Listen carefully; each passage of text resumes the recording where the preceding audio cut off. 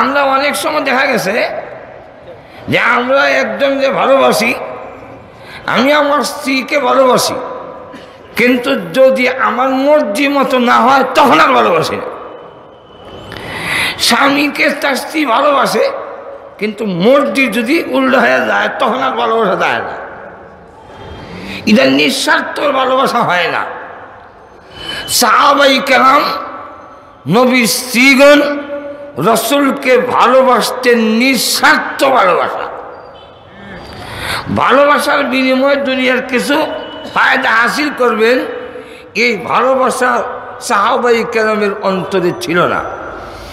আর যারা দুনিয়ার স্বার্থের কারণে ভালোবাসা হয়, এটার নাম ভালোবাসা হয় না। কারণ আপনি যাকে ভালোবাসবেন তাকে দিবেন, নিবেন না।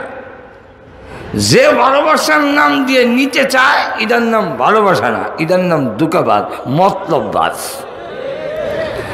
দেখবেন আমাদের দেশে অনেক ছেলেরা অনেক মেয়েকে ভালোবাসার নাম দিয়া ওই মেয়ের সামনে বলে, তোমার আমার ভালোবাসা সিঁড়ি ফরহাদের ভালোবাসা, তোমার আমার ভালোবাসাটা লাইলি মজনুর মতো, তোমার আমার ভালোবাসা ইউসুফ জুলেখার মতো। তোমাকে যদি পাই আমার জীবন সার্থক, যদি না পাই আমার জীবন ব্যর্থ। পাইলে বাঁচি, নাইলে মরি। তোমাকে যদি না পাই সুরমা নদীতে ঝাঁপ দিয়া আমি আত্মহত্যা করব। কিন্তু মেয়েরা যখন বলে, ঠিক আছে তুমি যখন আমাকে এতই ভালোবাসো, তোমার সামনে আমি আসতে পারবো না, কারণ এটা জায়েজ না। আমার অভিভাবক যদি জানে তাহলে তোমারও মাথা ভাঙবো, আমারও ঠ্যাং ভাঙবো। এর থেকে এক কাজ করো, বিয়ার প্রস্তাব দিয়ে দাও, তো আমি রাজি হয়ে যাব। তুমি যখন প্রস্তাব দিবে আমিও রাজি, তো তোমার বিয়ে অটোমেটিক হয়ে যাবে। জনমের ভালোবাসা, বাঁচতে পারবা, কোনো হত্যি নাই। এই সময় ছেলেটা জবাব দেয়, আমার বড় ভাই এখনো বিয়া করছে না, সিরিয়াল তো আমার এখনো আসে নাই, কোনো চাকরি নকরি আমার হয় নাই, তোমার দায়িত্ব যে কেমনে নিব। তুই এতক্ষণ যা বললো সব বলার পিছনে মতলব খারাপ। আর একটু ধরে বলে, ভালোবাসার নাম দিয়া দায়িত্ব নিতে রাজি না, ভালোবাসার নাম দিয়া তার স্বার্থ হাসিল করতে চায় অন্য মতলবে।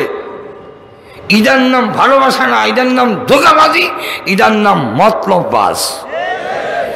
আমাদের দেশেও দেখবেন রসুলের তরিকা গ্রহণ করতে রাজি না, কিন্তু মুখ দিয়া কয় নবী গো আপনার ভাই কেমনে, আপনার দড়ি কেমনে, পাইলে বাসি নাইলে মরি, কোন সাধনে যে ভাই, যে নবীর তরিকা গ্রহণ করো, কয় এখনো টাইম হয় নাই। তো এইখানে বোঝা যায় নবীকে ভালোবাসে, নবীকে ভালোবাসার উদ্দেশ্য নয়, বরং নবীর ভালোবাসার মাধ্যমে দুনিয়ার স্বার্থ হাসিল করতে চায়। সাহাবায়ে কেরাম এরকম ছিলেন না। আমরা মনে করি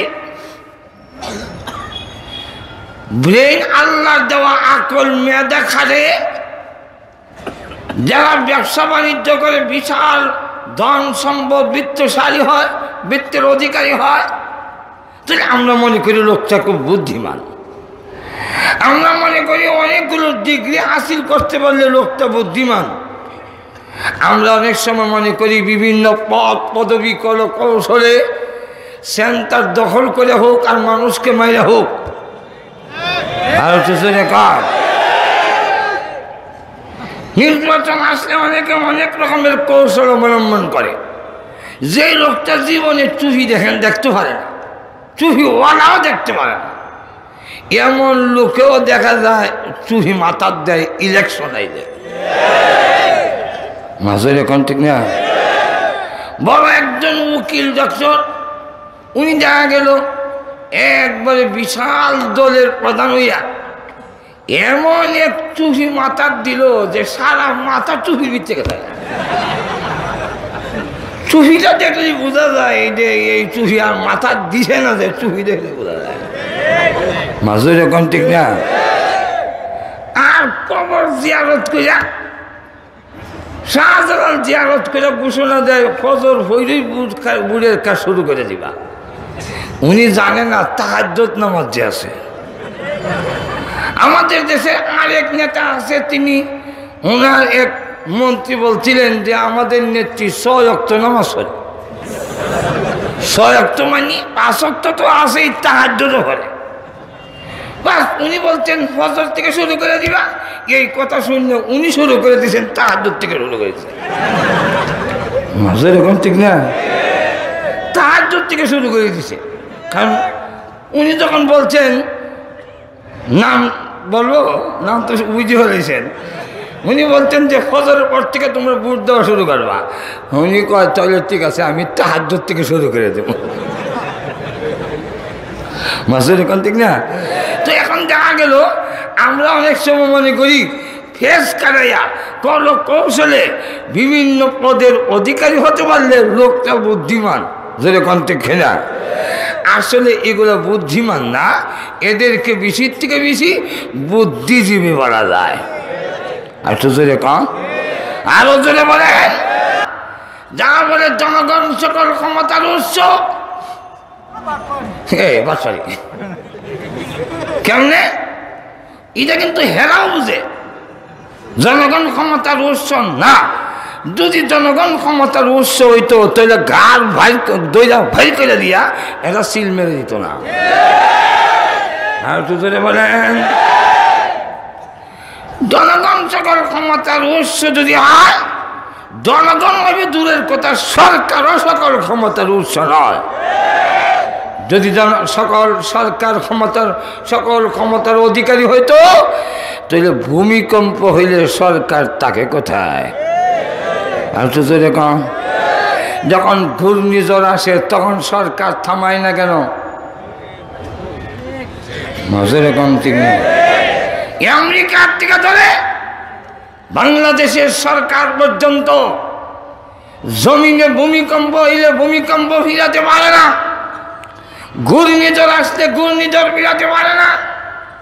যেই সরকার জলোচ্ছ্বাস আসলে সুনামি আসলে প্রতিহত করতে পারে না, যেই জনগণ একটা ইঁদুর বাতারি মাঝখান দিকে দৌড় দিলে, একটা কুকুর যদি মাঝখান দিয়ে দৌড় দেয় জুতা হারাইয়া দৌড়ে, এই জনগণ সকল ক্ষমতার উৎস হতে পারে না। সকল ক্ষমতার উৎসকে আরো জোরে চিৎকার দিয়া বলুন। আমাদের দেশে অনেক সময় কয় কোন অবস্থায় আমি চেয়ারম্যানই ছাড়া যাবে না। কেন ছাড়া যাবে না? আমি 5 বছরের চেয়ারম্যান ছিলাম, যা আকাম কুকাম করছি, এখন যদি সেইটা দেই জনগণের সাধারণ মনে করে এমন ফিটানি দিব আড্ডি উড্ডি সব ভেঙে চুরমার করে ফেলবে, এই কারণে ছাড়া যায় না। তাহলে এই ক্ষণস্থায়ী পিঠা খাওয়ার জন্যে যাতে না খাই, যেইভাবে ও আমার চেয়ারম্যানের গদ্দিটা টিকায় রাখতে হবে, এই ব্যবস্থা যারা করে তাদেরকে বুদ্ধিমান বলা যায় না। কিয়ামতে আল্লাহর আদালতে পিঠার টিকা যারা বাঁচতে পারবে না, আল্লাহর কসম তারা বুদ্ধিমান হবে না।